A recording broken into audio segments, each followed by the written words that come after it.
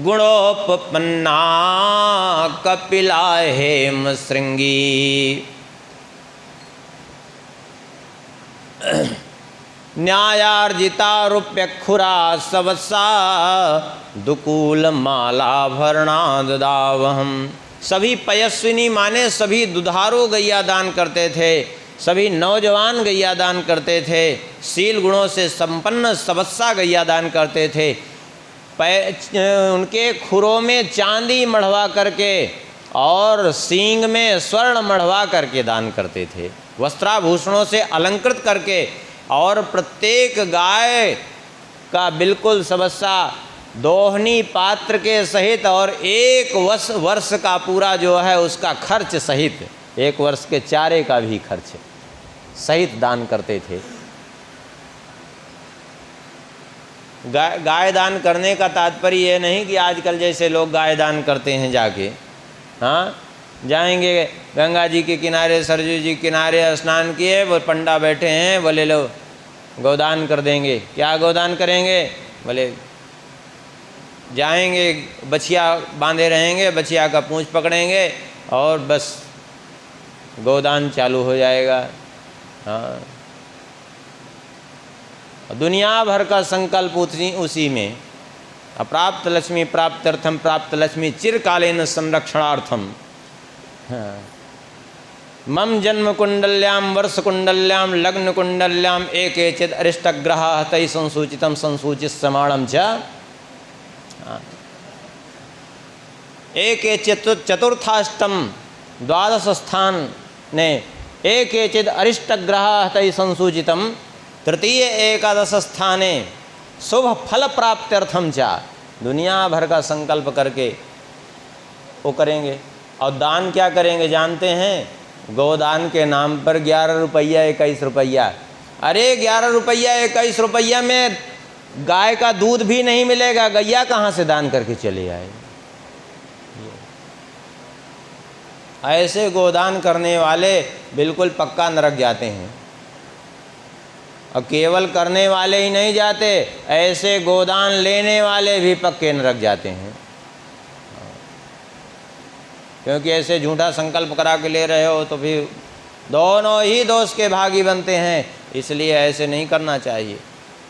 गोदान का मतलब, दान का मतलब दान होता है, सवत्सा गाय दान इन्होंने। और इतना ही नहीं, केवल गाय ही दान नहीं, गो भू हिरण्या यतना स्वहस्तिना कन्या सदा शीस तिल रूप्य सस्ता सैया।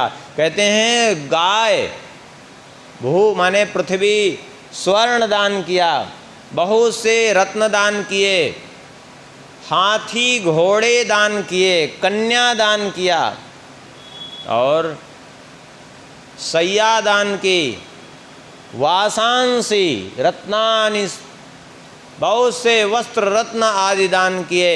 लेकिन फिर भी जो है एक दिन हुआ क्या कि एक ब्राह्मण को गोदान किया, एक गाय लिए वो ब्राह्मण और ले करके वे चले गए। संयोग हुआ ये कि वो गाय दान हुआ ये कि जो गाय दान की थी उन ब्राह्मण को, वो गाय इनकी थी नहीं। लाखों गैया का प्रतिदिन दान करते थे। वो किसी एक अप्रतिग्रही ब्राह्मण की गैया आकर के इनकी गैया में मिल गई थी, उसका भी दान कर दिया सबके साथ में। और उनको, उस गैया को लेकर के वे वो जिन ब्राह्मण को मिली थी वे चले जा रहे थे। रास्ते में वो ब्राह्मण जिनकी गैया खोई हुई थी वे चले आ रहे थे और मिल गए। ये घटना कहाँ की है? कनखल की, हरिद्वार कनखल की ये घटना है कि वो गाय लिए चले जा रहे थे, वहीं भेंट हुई। बोले हमारी गाय कैसे लिए चले जा रहे हो? बोले गाय आपकी नहीं, गाय हमारी है, हमें राजा नृग ने दान किया है। बोले राजा नृग को क्या अधिकार हमारी गाय दान करने का? चलो राजा नृग के पास गए। राजा नृग के पास और कहा कि आपने हमारी गाय कैसे दान कर दी? राजा नृग ने कहा भूल हो गई, चलिए कोई बात नहीं, एक काम करिए, इसके बदले में आप हमसे 10,000 गैया ले लीजिए। बोले हमें 10,000 गैया नहीं चाहिए, हमें अपनी गैया चाहिए। बोले 1,00,000 गैया ले लीजिए। बोले हमें नहीं चाहिए 1,00,000 गैया। हमने कहा ना कि हमें अपनी गैया वापस कर दीजिए, हमें किसी की गाय नहीं चाहिए। बोले 1,10,000 गैया ले लीजिए। इन्होंने कहा, वो ब्राह्मण ने कहा कि देखो हम आपने आपसे बार बार यही कहा, हम एक अप्रतिग्रही ब्राह्मण हैं और हम किसी से दान नहीं लेते, और जब हम दान लेते ही नहीं तो हम आपसे इसके बदले में क्यों लें? हमें हमारी गाय वापस मिल जाए, हम वापस चले जाएंगे, हमें क्या ज़रूरत है ज़्यादा कुछ बात विवाद करने की। दूसरे ब्राह्मण से कहा कि फिर अब हमने तो आपको दान दिया, आपसे कुछ कह तो नहीं सकते, लेकिन आप क्या कहेंगे? आप ही कुछ गैया इसके बदले में ले लीजिए, 10,000 गैया, 1,00,000 गैया। उन्होंने कहा कि हम भी किसी से गाय नहीं लेते, हम ही नहीं लेते इसे। बोले आपने अभी तो लिए हैं हमसे गैया। बोले अभी लिए हैं इसलिए लिए हैं क्योंकि हम अपने अग्निहोत्र की रक्षा करने के लिए एक गाय लिए हैं, क्योंकि ये ब्राह्मण का अधिकार बनता है कि अपनी अग्निहोत्र की रक्षा के लिए एक गाय यदि वो राजा से जा कर के ले ले तो उसको गोदान के प्रतिग्रहजन्य दोष का भागी नहीं बनना पड़ता, क्योंकि वो उसका सहज अधिकार है लेना। वो ये उस श्रेणी में नहीं आएगा कि उसको दान दिया है, क्योंकि वो उसका अधिकार है, सहज में अधिकार है।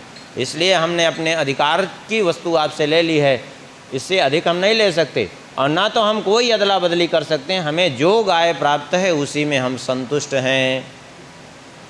राजा नृग निर्णय ही नहीं कर पाए, उसका दुष्परिणाम क्या खड़ा हुआ? दोनों ही निराश होकर के चले गए, और जो दोनों निराश होकर चले गए तो जब इनकी मृत्यु हुई तो यमराज के यहाँ गए, तो यमराज ने कहा कि आपने इतने पुण्य किए हैं कि उससे अनंत काल तक के लिए आपको स्वर्ग में दिव्य पद की प्राप्ति होगी, लेकिन एक पाप भी बना है आपसे, उसका भी परिणाम आपको भोगना पड़ेगा। तो पहले पाप भोगेंगे कि पुण्य? यद्यपि हम पूछते नहीं हैं किसी से, इसलिए कि जो है यहाँ स्वाभाविक कर्म का दंड दिया जाता है, लेकिन आप इतने पुण्यात्मा हैं इसलिए हम पूछ रहे हैं कि आप पहले पाप का फल भोगेंगे कि पुण्य का? बोले पाप एक ही है, तो पहले हमको पाप का फल भोगा दीजिए, फिर पुण्य बाद में हम भोगते रहेंगे। यमराज ने कहा तथास्तु। जैसे ही कहा तथास्तु, इन्होंने अपने आप को गिरगिट रूप में उस कुएं में देखा। आप कहेंगे कि ऐसा ये कुआं इन्होंने इसीलिए बनवाया था क्योंकि जब इन्होंने बाद में ब्राह्मणों से पूछा था कि हमें आगे क्या गति होनी है इस जो अपराध बना है, तो ब्राह्मणों ने यही कहा था कि तुम्हें कुछ समय के लिए गिरगिट बनना पड़ेगा। तो इन्होंने वो कुआं बनवाया था इसीलिए कि अब हम दूसरे किसी चीज़ की वस्तु का हमें उपभोग ना करना पड़े किसी भी रूप में, तो हम स्वयं ही कुआं का निर्माण करवा देते हैं, उसी में गिरगिट रूप में रहेंगे, अपने पाप का प्रायश्चित करेंगे, तो उसी में इसीलिए गिरगिट के रूप में रहे। ये ऐसा भी चरित्र प्राप्त होता है।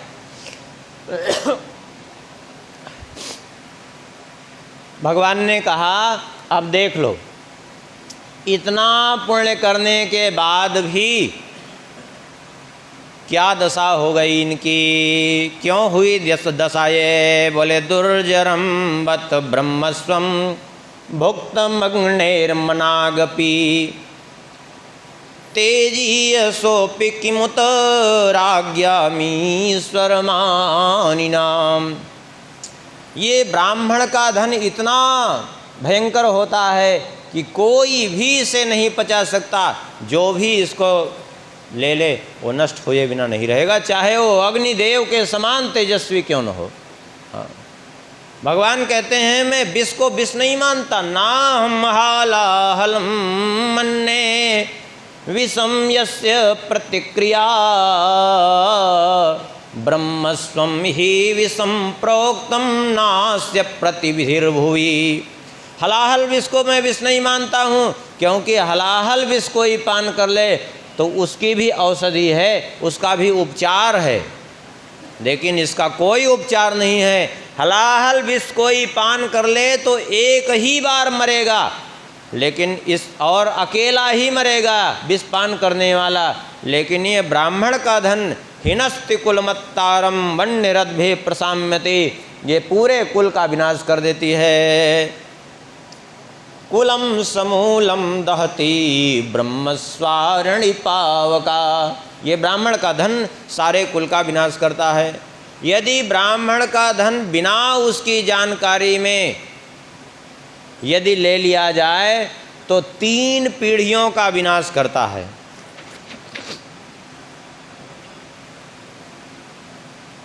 किंतु यदि किसी ब्राह्मण का धन हठपूर्वक ग्रहण कर लिया जाए, जबरदस्ती छीन लिया जाए, तो बोले यदि 10 जबरदस्ती छीन लिया जाए प्रसह्यतु बलात् भुक्तम 10 पूर्वान 10 अपरान, 10 पूर्व की पीढ़ियाँ, 10 बाद की पीढ़ियाँ और एक स्वयं वो 21 पीढ़ियों का विनाश करता है वो। हाँ, ब्राह्मण का धन कोई ले ले तो ब्राह्मण यदि रुदन कर दे तो उसके रुदन से अश्रु बिंदु निकलते हैं, तो उस अश्रु बिंदु में जितने धूल के कण भीगने की क्षमता होती है उतने 1000 वर्षों तक उसको कुंभी पाक नरक में भोगना पड़ता है, जाके तेल में खोलना पड़ता है। कुंभी पाके सुपच्यन्ते ब्रह्मदायापहारिणः, और फिर वहाँ से विभिन्न योनियों में जन्म लेता है। और इतना ही नहीं, 60 वर्ष सहस्राणी विष्ठायाम जायते कृमि, 60,000 वर्षों तक तो केवल विष्ठा का कीड़ा बनता है वो। इस प्रकार से उसकी दशा होती है, इसलिए कभी ब्राह्मण का धन नहीं हरण करना चाहिए। इस प्रकार से भगवान ने समझाया। बलराम जी गए हुए थे एक बार ब्रजमंडल में और वहाँ सबसे मिलजुल करके आए हैं। एक दिन जमुना जी के ऊपर कुपित हुए तो जमुना जी को बुलाया, जमुना जी नहीं आई तो कुपित हो गए थे। तो जमुना जी ने बाद में जो है आकर के इनसे क्षमा भी मांगी। आगे वर्णन करते हैं, बलराम जी जब गए थे ब्रजमंडल में उसी समय एक घटना हुई। ये करुष देश का अधिपति था पौंड्रक। ये पौंड्रक को इसके सहयोगियों ने भड़काना प्रारंभ कर दिया कि तुम वासुदेव भगवान अवतीर्णो जगतपति, तुम साक्षात भगवान हो, अवतार लेकर के आए हो। तो इसने मान लिया कि हम भगवान हैं। ये बड़ी विचित्र बात है, किसी की प्रशंसा करिए तो वो मान भी लेता है। इसलिए ये झूठी प्रशंसा किसी की नहीं करनी चाहिए। आज भी ये जितने हजारों लोग भगवान बने घूम रहे हैं, स्वयं नहीं बने हैं। इनको कौन बनाया? इनके चेलों ने बनाया। सही बात तो यही है। इसीलिए चेला भी बहुत नहीं बनाना चाहिए, क्योंकि ये चेले सब निश्चित रूप से ले जा करके नरक की अग्नि में डाल देते हैं। ये झूठी प्रशंसा करके, चमचागिरी करके, चमचा इसीलिए कहते हैं, चापलूस को चमचा इसीलिए कहते हैं। चमचा माने चम्मच। चम्मच क्या करता है? बोले जिस पात्र में रहता है उसी को खाली करता है वो, जिसके आश्रय में रहेगा उसको खोखला बना के रख देगा। हाँ, इसलिए इनसे सदैव सावधान रहना चाहिए। इसीलिए एक बात सदैव ध्यान रखना चाहिए, जो चमचागिरी करे उसको एक बार ऐसे रगड़ दीजिए कि वो दोबारा भी चमचागिरी कभी न करे। एक बार खाली उसको समझाइए, बस अपने आप दोबारा वो ठंडा पड़ जाएगा। अरे कोई प्रशंसा कर रहा है, आप तो सिद्ध हो गए, आप ये हो गए, वो हो गए। सिद्ध हो गए तो सिद्ध आप होंगे तो आपको पता चलेगा कि पड़ोसी को पता चलेगा। लेकिन यह प्रशंसा इतनी बुरी होती है कि लोग स्वीकार भी कर लेते हैं कि हाँ हम सिद्ध हो गए। कोई कह दिया कि आप तो अवतार लेके आए हैं, मान लेगा कि हम अवतार लेके आए हैं। अरे स्वयं धक्का खा रहे हो, संसार के काम क्रोधाधिक विकारों की मार खा रहे हो, काम क्रोधाधिक विकार तांडव कर रहे हैं हृदय में, और मान लिए कि हम अवतार लेके आए हैं। यही अवतार का वो होता है। लेकिन ये प्रशंसा करने वालों की दशा होती है, ये बार बार और सिद्ध कर देते हैं कि तुम अवतार हो, और वो मान लेते हैं। ये प्रशंसा इतनी खराब होती है। इसके सामने भी यही स्थिति हुई। स्वयं नहीं माना, इसके सामने लोगों ने ऐसी बात कही तो इसने मान लिया और भगवान के पास पत्र लिख के भेज दिया कि मैं ही भगवान हूँ, तुम नहीं। तुमने मेरे चिन्ह जो धारण किए हैं, मेरे चक्र सुदर्शन आदि धारण किए हैं, सब त्याग दो। भगवान ने कहा ठीक है। भगवान ने सेना लेकर के आक्रमण किया। ये उस समय काशी में विद्यमान था, सेना लेकर के चले उधर से। ये भी अपनी 2 अक्षौहिणी सेना लेकर के, काशी नरेश अपनी 3 अक्षौहिणी सेना लेकर के आए। भगवान ने इसका युद्ध में संहार किया। बलराम जी ने द्विविध का संहार किया है। ये द्विविध नाम का बानर था। बड़ा उत्पात मचाया था इसने, क्योंकि भौमासुर को मारने के बाद ये भगवान से बहुत चिढ़ता था, और इसने इतना उत्पात मचाया कि जो है संयोग से एक दिन रैवतक पर्वत पर बलराम जी गीत गा रहे थे और ये वहीं पहुंच गया, उत्पात करना चालू कर दिया। वहाँ कुछ द्वारिका की स्त्रियां थी, उनके कपड़े उपड़े फाड़े, तो तुरंत जो है बलराम जी ने इसको मारा। उसी समय देवताओं ने एक लीला रची थी कि वृक्ष के कोटर से मधुमक्खी का छत्ता लगा था, वहीं बगल से जो है देवताओं की प्रेरणा से वारुणी देवी धारा के रूप में गिरी। इन्होंने सोचा शहद का छत्ता इस बंदर के उत्पात से फूट गया है, तो इन्होंने उसको शहद समझ करके पान कर लिया। ये देवताओं की माया थी कि जो है किसी तरह इसको छोड़ें न मार दें। इसी बात को लेकर के ऐसे ऐसे मूर्खाधिराज हैं कि कह देते हैं कि बलराम जी मदिरा पान करते थे, मदमत रहते थे, ये करते थे, वो करते थे। ऐसे ऐसे लोग हैं, वर्णन करने वाले कर देते हैं, और प्रसिद्ध लोग कर देते हैं। आप लोग समझ गए होंगे कि किसकी बात हम कर रहे हैं। हाँ, और जबकि स्वयं ही कभी ग्रंथ का अध्ययन किए नहीं, थोड़ा सा नाचे गाए, शायरी उठाए और चालू हो गए। स्वयं ही ग्रंथ का कभी अध्ययन। अरे वारुणी किसको कहते हैं?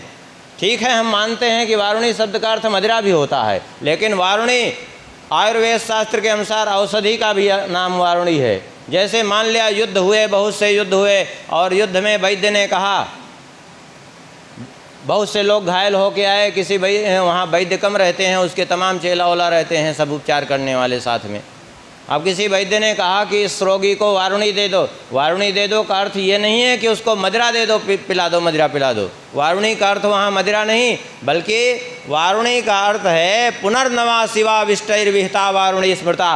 पुनर्नवा और हरड़ को पीस दिया जाए तो जो औषधि तैयार हो जाती है उसको वारुणी कहते हैं। जैसे आज भी तमाम कई आसव चलते हैं, लोहासव, चंदनासव, कौन कौन से आसव चलते हैं, द्राक्षासव। अब इसका मतलब आसव माने क्या होता है? मदिरा। अब इसका मतलब क्या कह देंगे? वो मदिरा है? अरे वो मदिरा नहीं, औषधि है।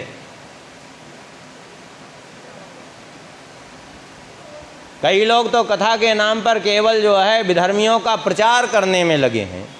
सही बात तो यही है, लेकिन उनका दोष नहीं है, ये दोष है जनता का। क्यों? क्योंकि ऐसे लोगों के पीछे भेड़ियों की तरह, ऐसी जो है भेड़ों की तरह ये जनता ऐसी पड़ती है कि वो कहें वो जो है वही करने को तैयार है। क्या होगी दशा इस संसार की? उसका बलराम जी ने उद्धार किया है, वध करके। इधर जो है सांब को बंदी बना लिया था कौरवों ने, तो वहाँ जा कर के अपने हल का प्रहार करके हस्तिनापुर को उखाड़ दिया था बलराम जी ने। आकर के कौरवों ने क्षमा मांगा था, पहले अपमान किया था, बाद में क्षमा मांगा, तो उसके बाद जो है उनको मुक्त किया। जरासंध के यहाँ से 20,800 राजाओं का संदेश आया था, तो भगवान ने युधिष्ठिर जी को निमित्त बना करके भीमसेन के द्वारा जो है जरासंध का संहार कराया है, और राजसूय यज्ञ का आयोजन कराया है। इसी राजसूय यज्ञ में मैं दानव के द्वारा बनाई हुई सभा को देख करके मोहित हो गया दुर्योधन, और वहीं जल में गिर पड़ा था। और उस समय भीमसेन जहास भीमस्तम दृष्ट्वा, भीमसेन हंस पड़े थे। ये जो द्रौपदी के हंसने की जो बात है, ये व्यर्थ का जो है लोगों का प्रलाप है। एक कवि ने बीच में लिख दिया तो ये प्रचलित हो गई बात, और उसी कवि की वाणी को महाभारत सीरियल में दिखा दिया उन लोगों ने कि द्रौपदी हंसी हैं, अंधे के अंधे होने की बात कही है। द्रौपदी का वहाँ कोई उल्लेख ही नहीं है पूरे महाभारत में कि द्रौपदी वहाँ रही ही हूँ। ये मनमाना अपने कवि की कल्पना है। ना तो भागवत में कहीं किसी पुराण में, न तो जो है महाभारत में कहीं ऐसा द्रौपदी के द्वारा अपमान होना वर्णन है। यहाँ तक कि महाभारत में जहाँ इसने जुआ के लिए तैयार किया है, वहाँ भी वर्णन नहीं है। इसने भीमसेन का ही वर्णन किया है कि भीमसेन ने हमारा अपमान किया है। साल्व का भगवान ने संहार किया है और इसके बाद जो है भगवान ने साल्व के बाद वो दंतवक्र का विनाश किया है और विदुरथ इसका जो भाई था इसका भी विनाश किया है। इन सब का वध किया है भगवान ने।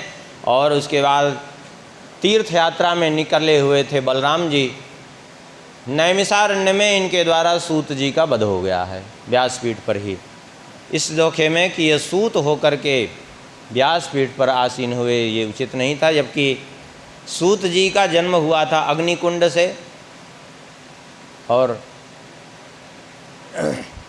ऋषियों के कहने पर बाद में इन्होंने प्रायश्चित भी किया है और एक इनके पुत्र को कहा कि अब इनके पुत्र आज से सारी कथा सुनाएंगे।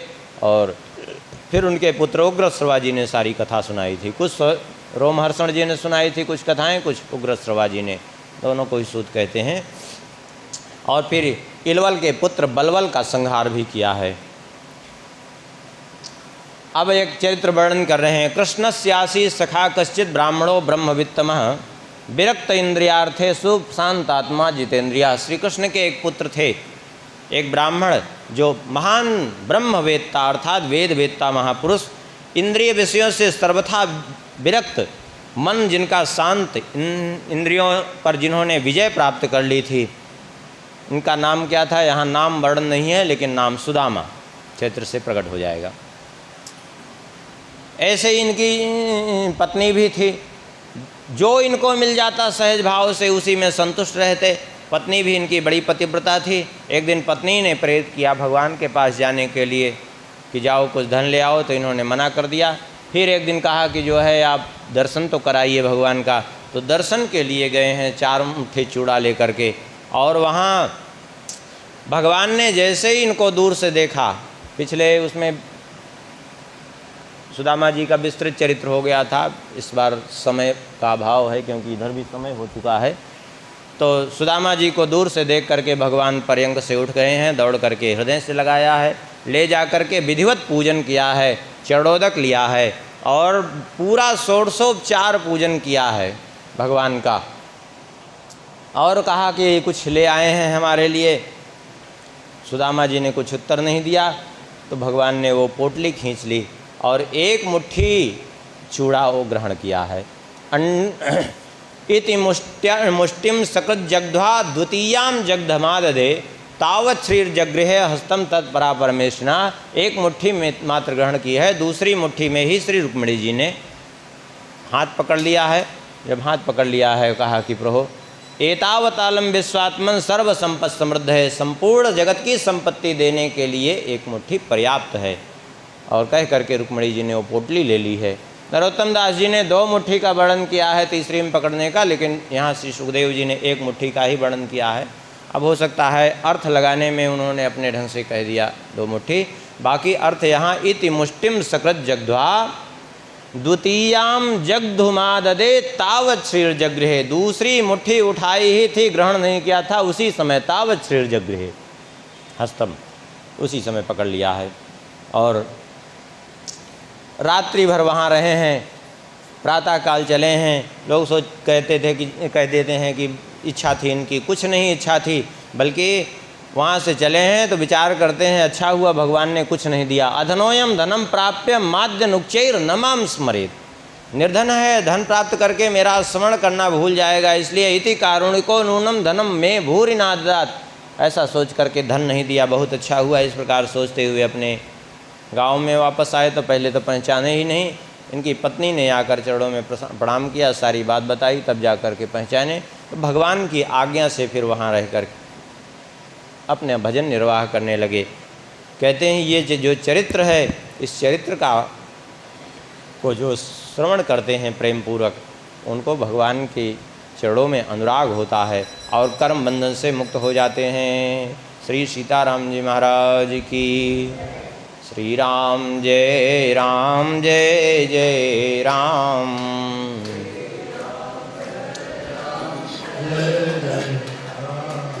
सीताराम जय सीताराम।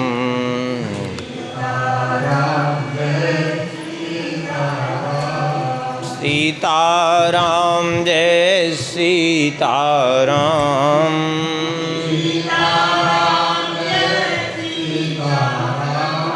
सीताराम जय सीताराम।